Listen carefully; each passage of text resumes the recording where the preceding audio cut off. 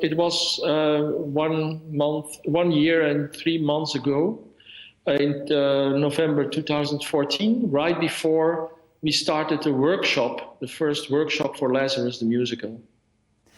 And how did it come about? Why was it that he decided to tell you? Oh, it was to Enda Walsh and myself, and he said, well, I have to say you guys something because we are going to work intensely together, and I want you to know why, if I'm not available or not there, why it is. That's what it is. And he asked us to keep that confidential, which we both did. How did it affect him working during that period?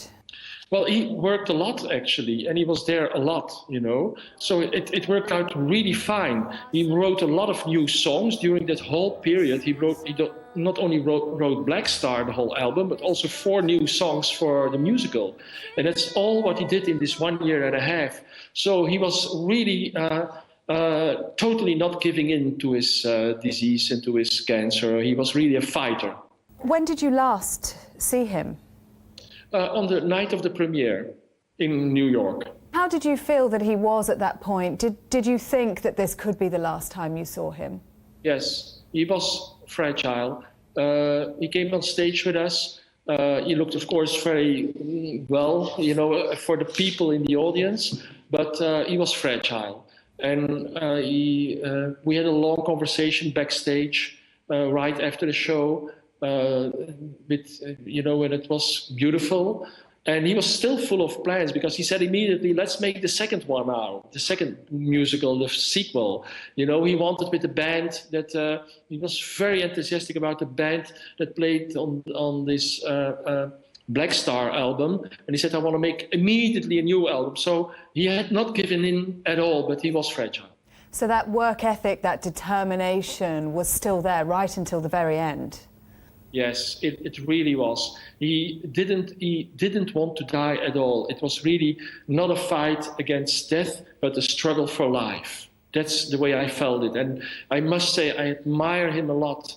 And it was hard sometimes because you could feel, you know, that he suffered from it. He really didn't want to die. He wanted to go on. And when you listen now to Black Star, when you listen to the new songs on Lazarus, then, yeah, well, everybody can see that he was doing very, very well. Yeah, I wonder why you think that he wanted to keep his illness and his impending death so secret. But that's what he did for years now. You know, he kept everything secret. And the last line of Black Star is the last line of the last song is something, I'm very bad at quoting, but something like, I couldn't give it all.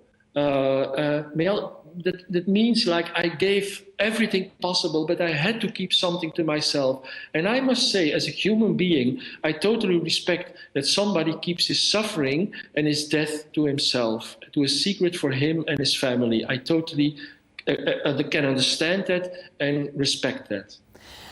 Tony Visconti, who produced the album Black Star, described it yesterday as David Bowie's parting gift to his fans. What do you think the play Lazarus meant to him, and of course its timing? For me, it's like, well, it turns out that these two, the play and the musical and the album are like two testaments. You know, they're full of signals everywhere. You know, you know that the famous song Lazarus, which is on the album Black Star, is the title song, of course, of the musical. And he wrote it specially for the musical. And then he said in the summer, well, Ivo, I'm going to put it on my new album. And I thought, well, that's very meaningful. You know, it's also that song, it's haunted by struggle for death and hoping for a life after death. How has his death affected the cast and crew of Lazarus? Coincidentally, yesterday they were also recording the songs of the. But it was a good day. They said they really stayed together. Also, when it was all on tape, they wanted to talk together. But me personally, I lived with the news for with the facts already for a year and a half almost, and but yesterday I always have my radio on at 2 minutes before 8 o'clock in the morning because I want to hear the news. And the first news item in Holland was David Bowie, and even when I knew it, it was a total emotional shock. And I was overwhelmed immediately by lots of interviews. And I didn't have time even to think and to think about it. And in the evening when I came home, I must say it's really, it's very emotional to me because I truly liked him. I truly loved him, I can say. Ivo Van Hove, thank you very much indeed for talking to us, and our commiserations to you. Thank you for having me. Thank you.